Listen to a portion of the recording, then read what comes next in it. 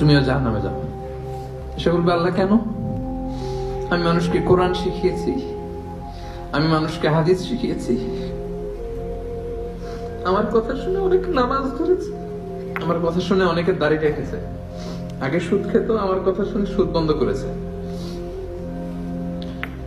আমার কথা শুনে তো আল্লাহ এরা নামাজি হয়ে গিয়েছে। দ্য এন্টায়ার সোসাইটি সুদ বন্ধ করেছে, নামাজ ধরেছে, তারা ফরজ যাকাত দিত। আল্লাহ আমি কেন জাহান্নামে যাব?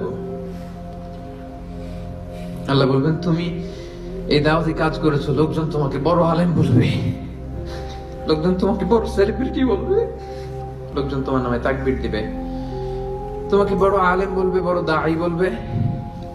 এটা তো বলা হতো তোমাকে দুনিয়াতে, আল্লামা বলে ডাকা হতো তোমাকে, বাহরুল উলুম বলা হতো তোমাকে, জ্ঞানের সাগর, অনেক বড় দাড়ি, অনেক বড়